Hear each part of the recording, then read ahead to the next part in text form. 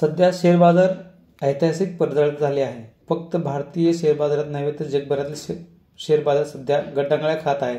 याच कारणामुळे भारतीय गुंतवणूकदारांचे एका झटक्यामध्ये 10 लाख कोटी बुडाले आहेत. सध्या राष्ट्रीय शेअर बाजाराचा प्रमुख निर्देशांक निफ्टी साधारण 3.12% घसरला आहे, तर मुंबई शेअर बाजाराचा सेन्सेक्स हा 3.14% गडगडला आहे. या पार्श्वभूमीवर शेअर बाजाराने एवढी आपटी का घेतली असे विचारले जात आहे. शेअर बाजारामधील पडझडीचे कोणते प्रमुख 5 कारणे आहेत ते आपण बघूयात.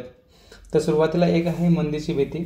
जागतिक पातळीवरील घडामोडीचा परिणाम भारतीय शेअर बाजारावरती पाहायला मिळाला आहे.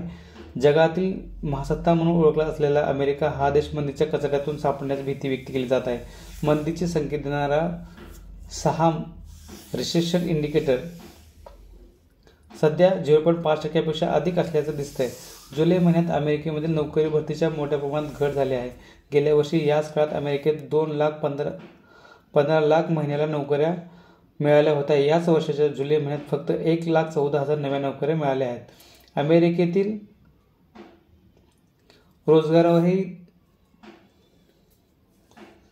याचा परिणाम झाल्याचे दिसून येत आहे. बँक ऑफ जपानचे हे चलनविषयक धोरण असणार त्यामध्ये. तर एकीकडे अमेरिकेत मंदीची भीती आहे तर दुसरीकडे जपानची मध्यवर्ती बँक ऑफ जपानने बुधवारी व्याजदरात वाढ केली आहे. परिणामी अमेरिकेच्या डॉलरच्या तुलनेत जपानचे येन या चलनाचे मूल्य वाढले आहे. याचाही परिणाम जगभरातील शेअर मार्केटवरती होत आहे. त्याचबरोबर इस्रायल युद्धाच्या परिस्थितीचा जो तणाव आहे त्यामुळेही याचा परिणाम होत आहे.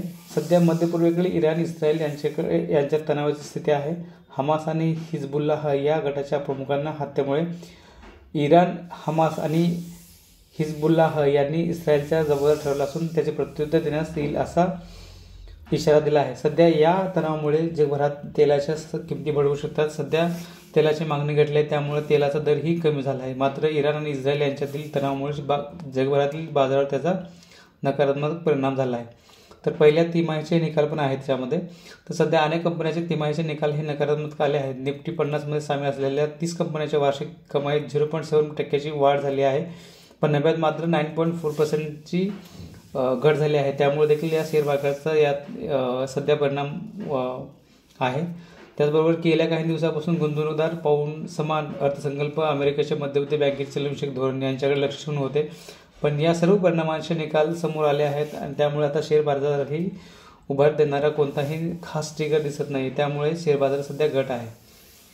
तर साधारण आपण बघू शकतो की साधारण सेन्सेक्स हा 2,200 अंकांनी घसरलेला आहे. तर सेम जर पाहिलं तर निफ्टी साधारण 600 पॉईंटनी 662 पॉईंटनी हे घसरलेलं आहे. तर करंट डॉलर पण घसरलेला आहे. त्याचबरोबर